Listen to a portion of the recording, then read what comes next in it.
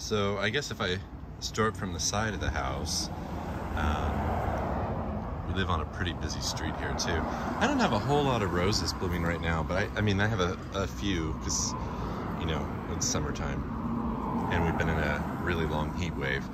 But a lot of this was just newly planted in the last year, so the garden looked dramatically different a few years ago. This is one of my favorite roses. It's called At Last, and it just blooms constantly. Terrific fragrance, no disease at all. Let's see. Oh, I love this heliotrope down here. If you know heliotrope, it has an amazing fragrance. This is Julia Child. And we've got some of these lovely cosmos. This is Arctic Blue Rose, a tree rose, and I'm training a rose here to climb up and cover the front of the house. It's Eden Rose. So if you Google that, you can see how gorgeous it is.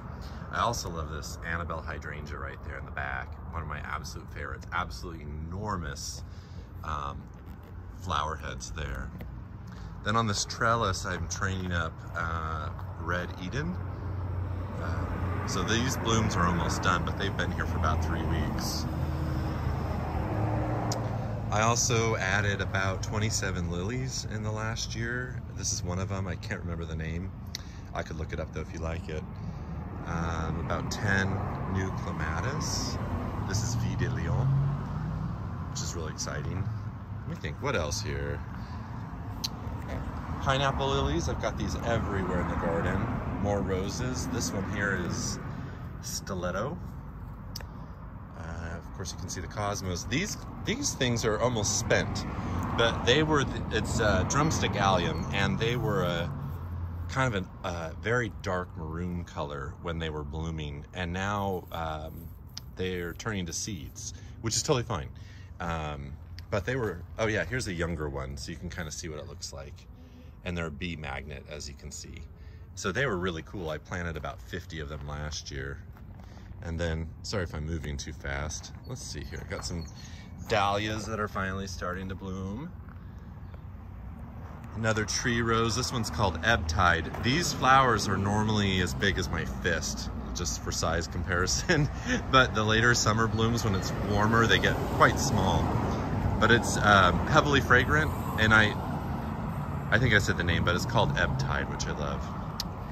This tree here, this little evergreen, is a Spanish fir, and Eric bought it for me for Valentine's Day about 10 years ago. No, 9 years ago. Let's see, this lily here in the background, this is Lily Black Beauty, definitely a favorite. Very fragrant, usually blooms in August, so it's actually quite early this year. And I just discovered that it had lots of babies. All these are baby Black Beauty lilies, so if you want any Black Beauty lilies, I'd be happy to send you a bulb. And then back here is Double Delight tree rose, and then the white stuff in the front is a phlox called David. Lots of stuff not blooming yet, actually. I should do this again later in the season. This rose tree is called Firefighter.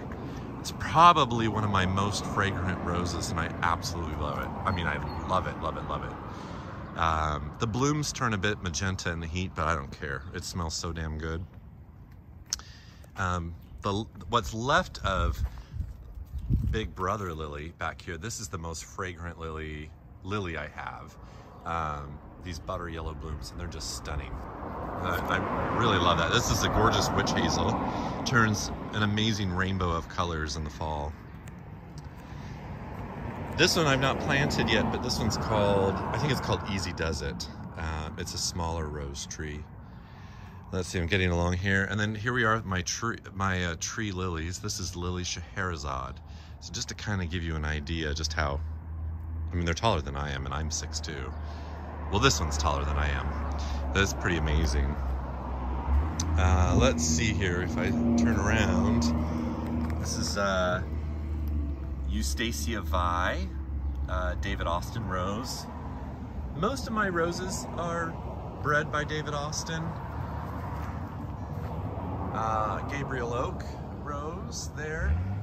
This rose tree is called Life of the Party, heavily fragrant as well. This rose is called Rock and Roll. It's nice, it smells kind of like cotton candy. Let's see, these are Yuletide camellias, so they're covered in red blooms. Like December, January or so, so it'll be nice. Some nice evergreens here. This is Barbra Streisand. This rose is really finicky. Big surprise with its namesake. Got Bolero rose down here. Another lovely rose. Seems to be unfazed by heat. I got this fire hydrant from Eric for Christmas. I had always wanted one, so he found one, and so it's sitting in our garden now. Let me think. Planted this gorgeous Japanese maple last year. So it's just a baby, but it's doing pretty well. Got some nice ferns back here. Another camellia that produces flowers that are almost black. They're so dark. It's called Night Rider.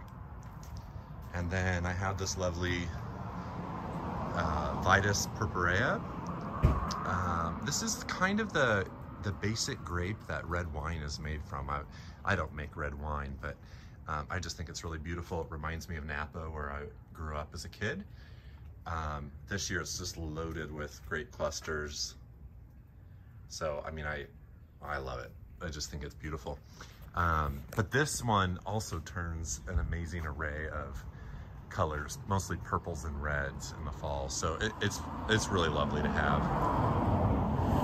Then over here, oh, here's the dogs. There's Rusty and Coco. Say hi, you guys. More lilies. These are about to break open. I can't remember their name. I know it's an oriental, but I don't remember the name. This is all the boxwood you can see that I added last year with the paving, and it's all coming along really, really nicely. The tree on the right is a Perodia. It gets incredible fall color. The tree on the left is a dove tree, and it gets these cool white blooms in the spring that kind of look like a handkerchief, a loose handkerchief. Some folks call it the handkerchief tree. It's pretty cool. Let's see, in this little flower bed here, I've got little buds of Lady Emma Hamilton rose. Also generally a fairly large rose, but again, the midsummer bloom and the heat tends to make them smaller. This lovely blue delphinium I planted from seed years ago, and it just kind of keeps coming back, so that's a lot of fun. And then crocosmia, or Mombretzia, depends on who you talk to. I have this everywhere in the garden, and it does really well. And then we've got these walls of jasmine here, which I love. Their bloom and the fragrance is incredible. Then out in the hell strip, there's some agaves there. These are the plants that can really take the heat in less water. Grasses, some roses. That crazy white flower there is called the moon carrot. So,